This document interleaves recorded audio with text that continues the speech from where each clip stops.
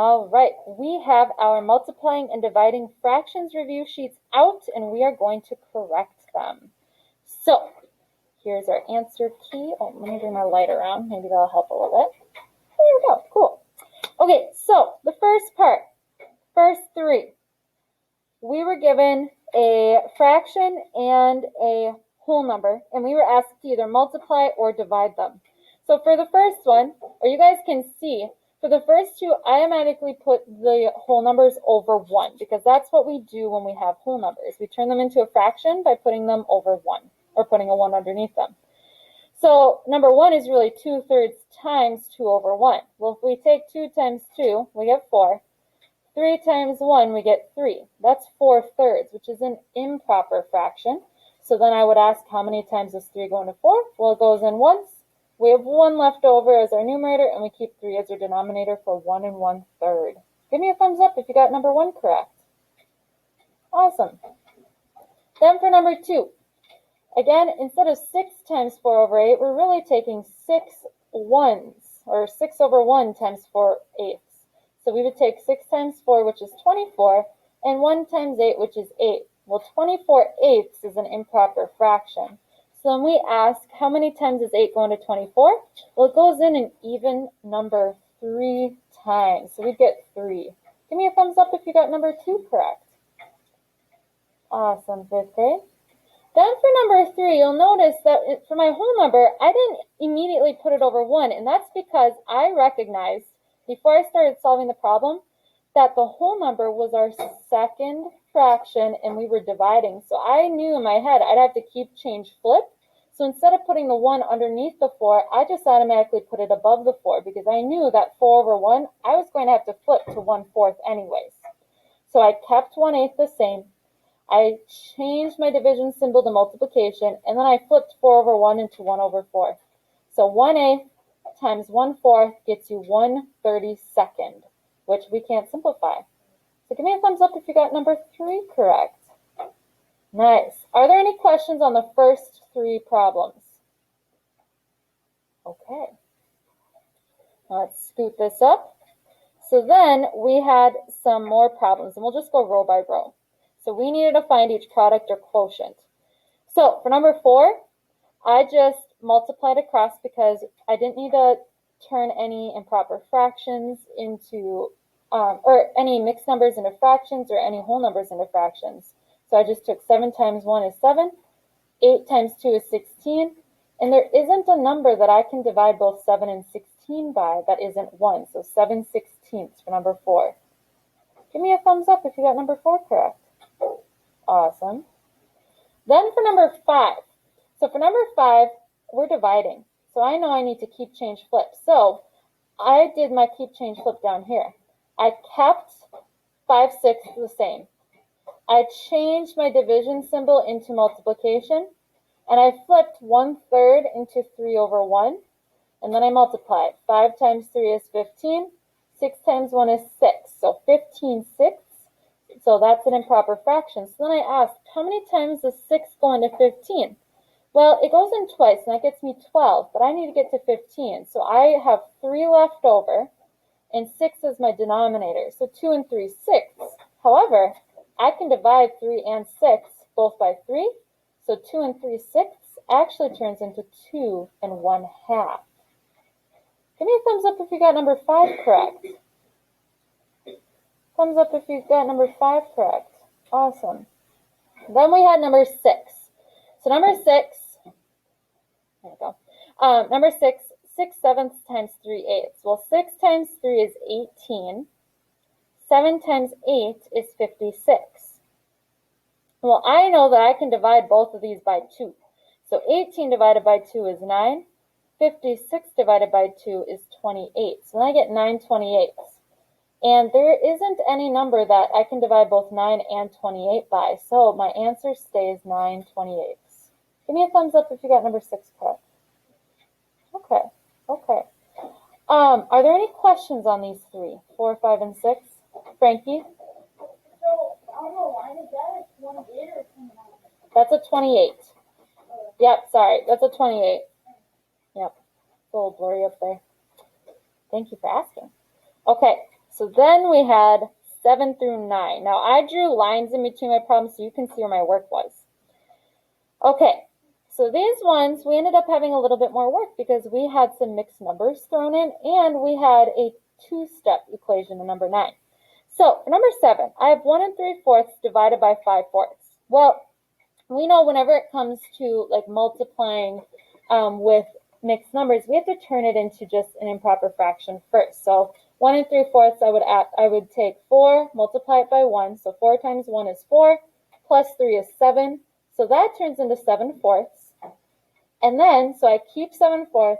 I change my division symbol to multiplication, and then I flip 5/4 into 4/5. So now I have 7/4 times 4/5. Well, 7 times 4 is 28.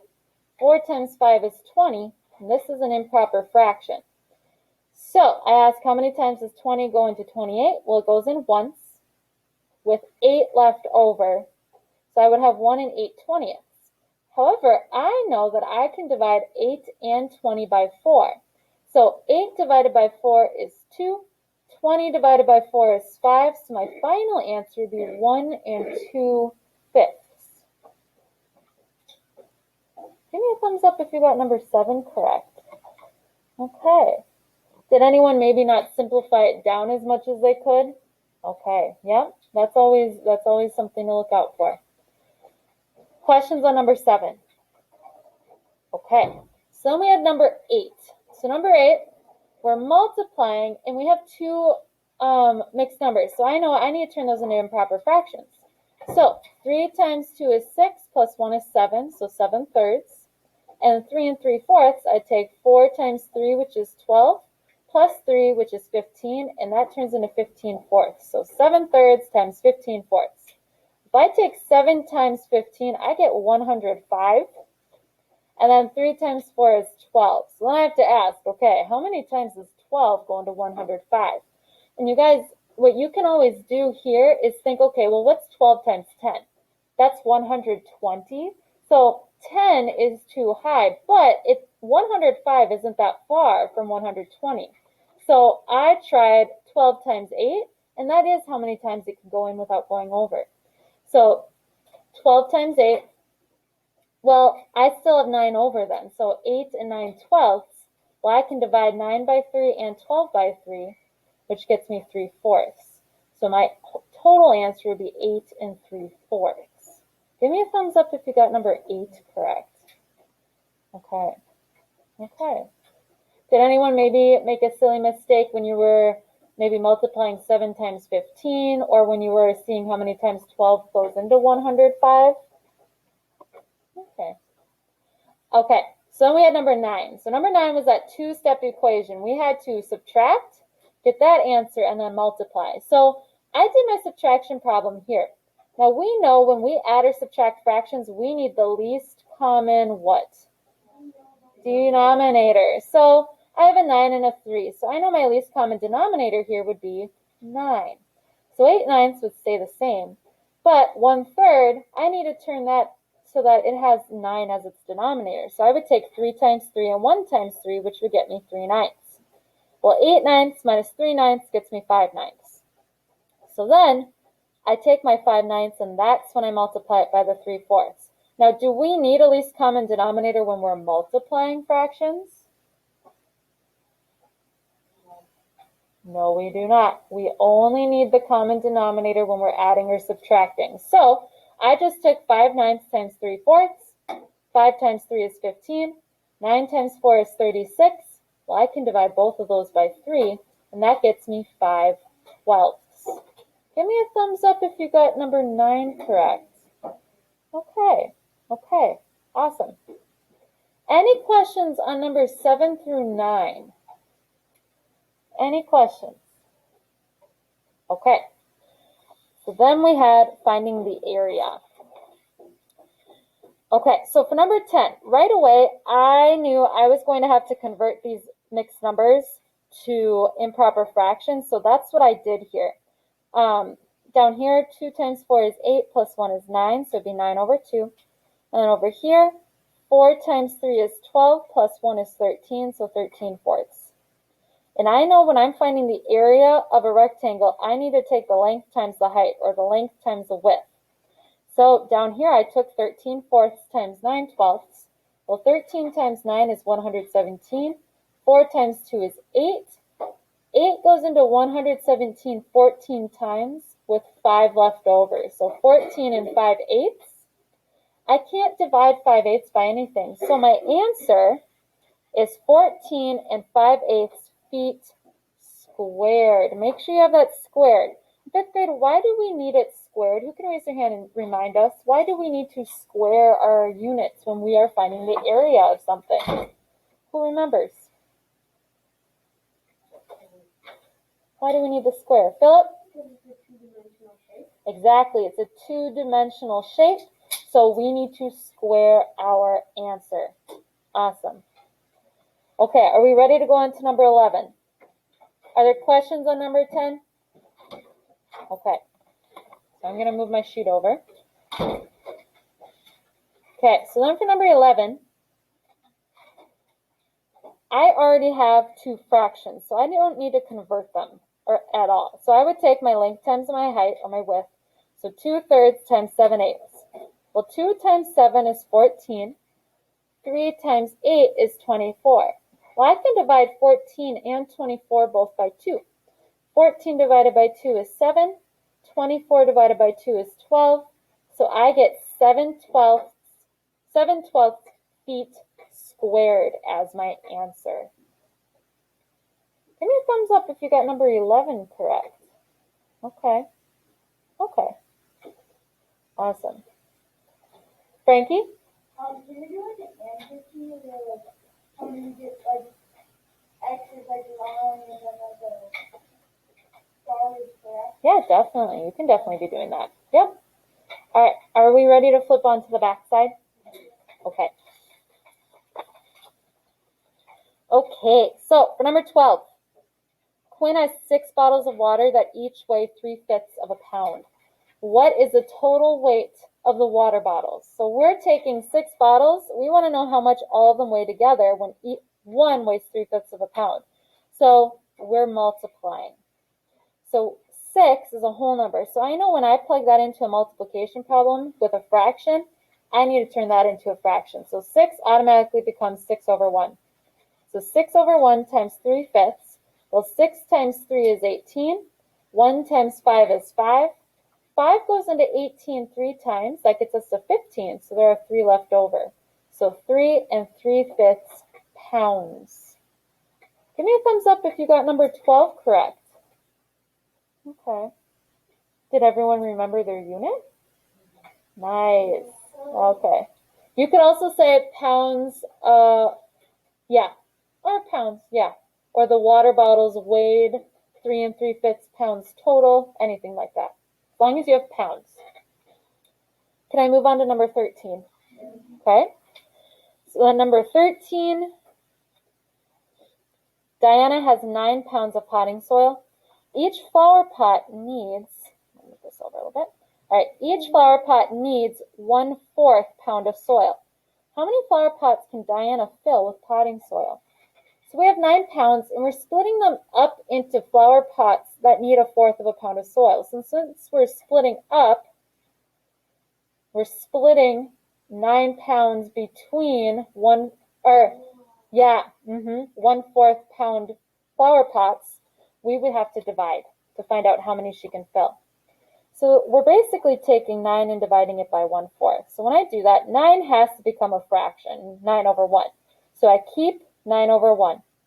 I change my division symbol to multiplication, and then I flip my 1/4 so that it is 4/1. Well, 9 times 4 is 36. 1 times 1 is 1. Well, 36/1 is the same as the whole number 36. So 36 flower pots is how many she can fill. In 5th grade, you could also think of it as, well, if one flower pot needs 1/4 pound of soil, 1 pound of soil would go into 4 flower pots, right? So I have 9 flower pots, so you can think of it as 9 times 4 that way too. I know some of you like to think of it that way. Are there questions on number 13? Does number 13 make sense after looking at it? Yes? Give me a thumbs up if number 13 makes sense. Why we divided. Okay. Okay. Then we had number 14. So for number 14, there we go. Miss E decides to buy donuts for the entire school. If each class requires 5 3/4 pounds of donuts and there are 10 classes, how many pounds of donuts does Miss E end up buying? Well, we're taking 5 3/4 pounds of donuts and multiplying them by 10 classes. Well, so first of all, we needed to convert our mixed number, into an improper fraction. Well, 4 times 5 is 20, plus 3 is 23, and we keep 4 as our denominator. So 5 3/4 becomes 23/4. 10 we make into a fraction by putting it over 1. So we have 23/4 times 10 over 1. Well, 23 times 10 is 230. 4 times 1 is 4. 4 goes into 230 57 times, and there are only 2 left over because it gets you to 228. And then we have 4 as our denominator. Well, 57 and 2/4. 2/4 is the same as 1/2. We can divide the 2 and the 4 by 2. So our final answer is 57.5 pounds. Give me a thumbs up if you got number 14 correct. Okay, awesome. Are there questions on number 14? All right, I want you to show me 1 through 5. How do you feel about this review sheet? Okay, awesome. How many of you found at least one silly mistake you made on it? Look around the room. Those are points that would have been taken off if this was a test. So what can we do on our test to make sure we're not making those silly mistakes? What's one thing, Philip? When you're done, you can go back over your worksheet and stuff like that. Yes, when you're done, go back and look over your work on your test. Make sure you did it correctly. Awesome. What's something else you can do, Layla? Make up some problems for yourself. Yeah, tonight, for practice, you can make up some problems for yourself. Mackenzie, what else can you do?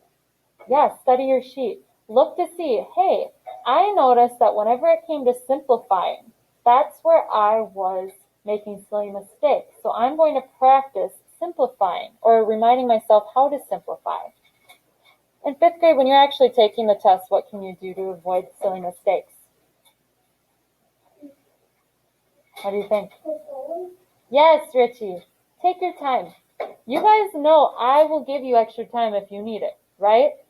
Yeah. So there's never a need to rush. You should always go at your own pace and take your time. Are there any overall questions that we have? Okay. So we will be taking our math test tomorrow in class. Make sure you are looking over the review sheet, kind of seeing where were you making silly mistakes, where were you doing really well. And I know you guys, you'll do well on tomorrow's test. From what I've been seeing in class, you guys, you know your skills. You just need to slow down and take your time. Capiche? All right, so you can go ahead and put these away.